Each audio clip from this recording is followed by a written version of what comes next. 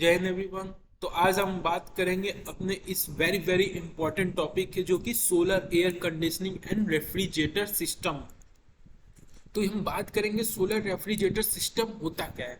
देखिए, solar refrigerator जो होता है सिस्टम में हम क्या यूज करते हैं, कैसे हम सोलर पैनल के थ्रू, सोलर एनर्जी के थ्रू कैसे हम कूलिंग वाला जो सिस्टम है, रेफ्रिजरेटर मतलब क्या होता है, जिसमें हम अपने फूड को प्रिजर्व कर सके, फूड को स्टोर कर सके।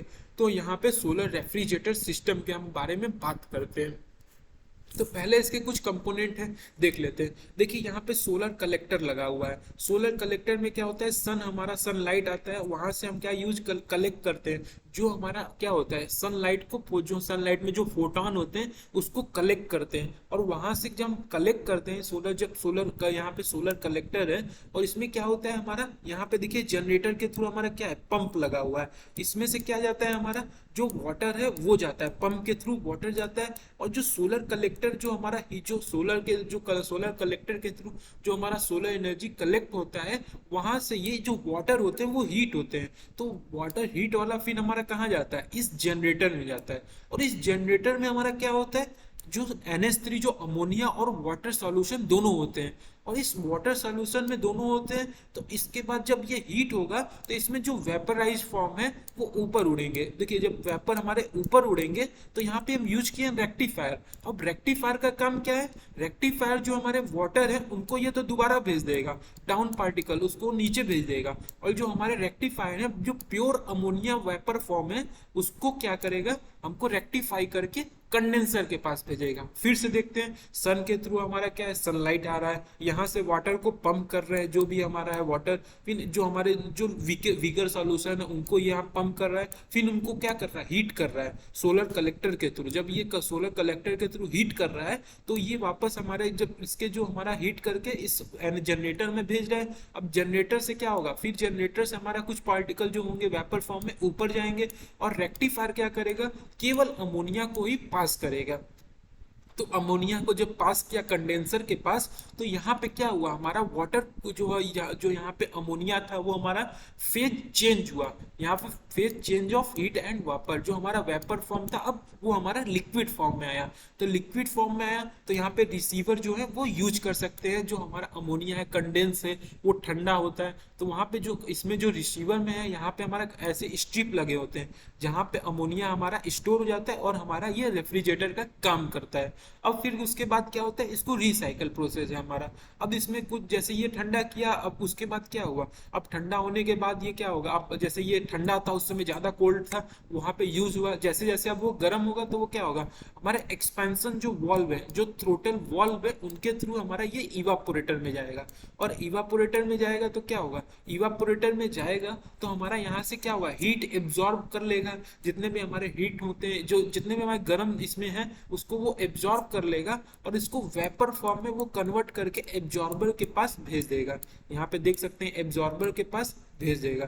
तो उसके बाद क्या होगा, हमारा एब्जॉर्बर के पास जब भेजेगा तो क्या करेगा, यहाँ पे देखिए स्टोरेज के थ्रू अटैच है। कि जब यहाँ पे जब देखेगा कि अभी यहाँ पे फुल है सिस्टम, अभी रन हो रहा है, अभी जगह नहीं है, तो ये क्या करेगा, स्टोरेज में भेज देगा। अब स्टोरेज वाला क्या करेगा, हमारा स्टोरेज से हमारा पंप, यहाँ पे देखिए पंप क्यों लगा है, कि हमारा हाई प्रेशर में इसको ऊपर भेजे।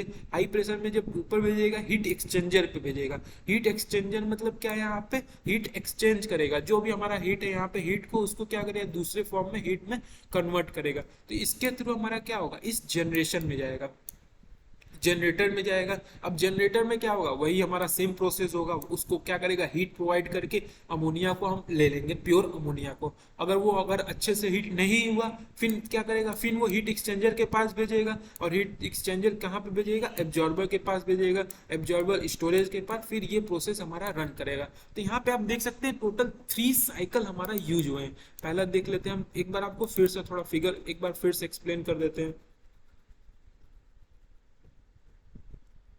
देखिए क्या है यहाँ पे, हाँ देखिए, सनलाइट के थ्रू हमने क्या किया, हीट को लिया और जनरेटर में भेजे। जनरेटर से क्या हुआ, हमारा जो रेक्टिफायर जो प्योर अमोनिया है उसको हम वेपर जो कंडेंस किए, और यहाँ पे हम रिसीवर में लिक्विड फॉर्म में यूज कर लिए। अब उसके बाद क्या हुआ, धीरे धीरे हमारा जो लिक्विड अमोनिया है वो क्या होगा, हीट होगा। तो वो एक्सपेंशन वेल्व के थ्रू हमारा इवापोरेटर के पास जाएगा, और फिर से ये हमारा किस में होगा, जो हमारा वेपर फॉर्म में होगा। फिर वेपर फॉर्म में कहाँ पे जाएगा, एब्जॉर्बर के पास जाएगा।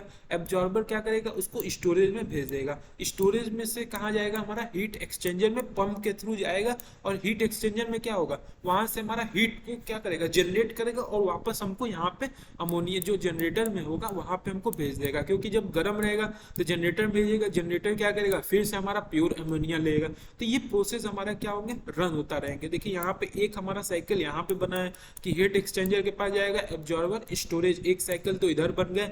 और दूसरा साइकिल जो बना हमारा यहाँ पे, कैसे जनरेटर के प्योर अमोनिया, फिर रिसीवर यूज किया, फिर इवापोरेटर यहाँ पे यूज किया, फिर हमारा क्या कहाँ गया, फिर इवापोरेटर से एब्जॉर्बर के पास, फिर एब्जॉर्बर के पास से हमारा हीट एक्सचेंजर, फिर ये हमारा।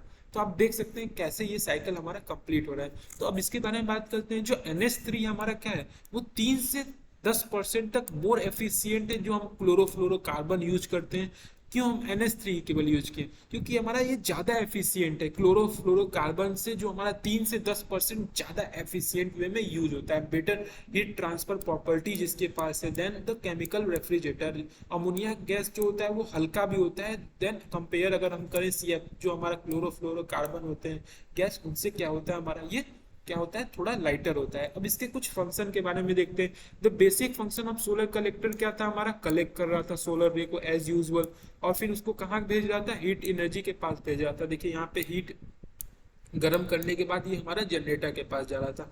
अब देखिए जनरेटर के पास क्या आया, तो जब जनरेटर का क्या फंक्शन है, वो हीट को क्या करे, कलेक्ट करे फ्रॉम द सोलर कलेक्टर, और थ्रू पंप के थ्रू क्या करे, बॉयल करे, किसे, एक्वा अमोनिया जो सॉल्यूशन है उसको बॉयल करके वो वेपर फॉर्म में कन्वर्ट करे। मेन फंक्शन जो रेक्टिफायर का क्या है, सेपरेट करना, जो अमोनिया वेपर पार्टिकल है उनको सेपरेट करना और वाटर पार्टिकल को। और कंडेंसर का क्या काम है, कि उसको फेज चेंज करना है। जो अमोनिया हमको मिला है, जो प्योर अमोनिया जो लिक्विड फॉर्म हमारे वेपर फॉर्म है, उसको वो लिक्विड फॉर्म में बदले। तो यहाँ पे रिसीवर क्या करेगा, कलेक्ट करेगा लिक्विड रेफ्रिजरेंट। तो यहाँ पे ये रिसीवर है, रेक्टिफायर नहीं है, रिसीवर है ये हमारा। फिर उसके सॉरी फिर हमारे थ्रोट जो हमारे थ्रोटल वॉल्व है उनके थ्रू क्या करेगा, वो कूलिंग इफेक्ट का यूज करेगा। फिर बेसिक फंक्शन इवापोरेटर का क्या है, कि जो कूलिंग इफेक्ट है, जो evaporator is to produce cooling effect by absorbing and space the heat.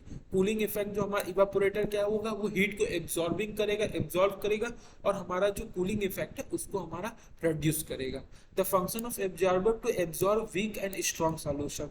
इसमें क्या है कि एब्जॉर्बर का कि कौन सा वीक सॉल्यूशन है, कौन सा स्ट्रॉन्ग सॉल्यूशन है, उसे क्या करना, वो एब्जॉर्ब करना, फिर उसको पंप कर देना थ्रू जो हमारे सॉल्यूशन जो हमारा जनरेटर में था उसमें उसको क्या कर देता था, फिर वापस हमको भेज देता था। तो इसके एडवांटेज क्या है, हमको ये प्रोवाइड कर रहा है, clean energy, renewable energy provide कर रहा है। इसमें जो पीवी पैनल्स लगे हैं वो क्लीन ग्रीन एनर्जी को वो मोटिवेट करते हैं, और इसमें पॉल्यूशन फ्री है, इलेक्ट्रिसिटी बिल इसका रिड्यूस है, लो मेंटेनेंस कॉस्ट इसमें लगेगा। अब डिसएडवांटेज क्या है, इनिशिएशन जो हमारा वही बात है, इनिशिएशन जो कॉस्ट है वो काफ़ी हमको ज़्यादा है, एफिशिएंसी उतना अच्छा है नहीं, और ये बड़ा स्पेस स्टैब्लिश करने में हमारा लेगा। और एनर्जी को हमारा जो जनरेशन है डिपेंड करता है डे के टाइम में, रात के समय यहाँ पे कोई भी ऐसा कुछ प्रोविजन नहीं है। और इसका जो एप्लीकेशन का फ्रीजर की तरह यूज कर सकते हैं, रेफ्रिजरेटर की तरह यूज कर सकते हो, जैसे बिल्डिंग में एसी वाला जो सिस्टम होता है उसमें यूज कर सकते हैं, फूड को प्रिजर्व कर सकते हैं, आइस बना सकते हैं, या कूलर की तरह यहाँ पे आप यूज कर सकते हैं। तो ये हमारा क्या था, सोलर एयर कंडीशनिंग सिस्टम है। आप इस चीज़ों को मत भूलिएगा, क्योंकि ये चीज़ हमारा क्या है, डायग्राम अधिकतर हमारे क्या है, फिगर आप अगर बना दिए, डायग्राम बना दिए तो आपको एग्जामिनर तुरंत नंबर देगा। तो ये फिगर आपको रिमेंबर करना है कि जो हमारा ये सारा सिस्टम है कैसे, एक बार फिर अगर आप करना चाहते हैं तो सोलर सेल के थ्रू हमारा एनर्जी कलेक्ट हुआ कलेक्टर में, फिर वहां से हीट हुआ, हीट होके हमारा जनरेटर के पास किया, जनरेटर के पास जाता है, फिर वहां पे यहाँ पे इसे बॉयल करता है अमोनिया सॉल्यूशन को, फिर रेक्टिफायर के थ्रू हमारा केवल प्योर अमोनिया कंडेंसर पे जाता है, वहां से कंडेंसर में क्या होता है, हमारा वेपर फॉर्म को लिक्विड फॉर्म में बदलता है, फिर यहाँ पे जो रिसीवर है वो क्या करता है, यूज करता है रेफ्रिजरेटर को, फिर एक्सपेंशन वाल्व के थ्रू हम क्या करते हैं, एक्सपेंशन वाल्व के थ्रू हम इवापोरेटर में भेजते हैं, इवापोरेटर में हमारे जो हीट है उसको एब्जॉर्ब करके उसको पास कर देता है कहाँ पे, एब्जॉर्बर के पास। एब्जॉर्बर आइडेंटिफाई करता है कौन सा वीक सॉल्यूशन कौन सा स्ट्रॉन्ग सॉल्यूशन है, फिर वो जो वीक हमारे जो सॉल्यूशन अच्छे होते हैं उनको क्या भेज देता है, स्टोरेज पे। अगर फिर नहीं रहता है तो वो क्या होता है, हीट एक्सचेंजर के पास जाता है, हीट एक्सचेंजर उसे फिर उसके बाद स्टोरेज से लेके वो कहाँ भेज देता है, जनरेटर में। फिर वही हमारा प्रोसेस रिपीट होने लगता है। तो ये कंप्लीट लेक्चर था हमारा किसके बारे में, जो हमारे सोलर एयर कंडीशनिंग जो रेफ्रिजरेटर सिस्टम था उसके जो हमारा ये था एग्जाम्पल। तो ये हमारा था लेक्चर। थैंक यू, जय हिंद।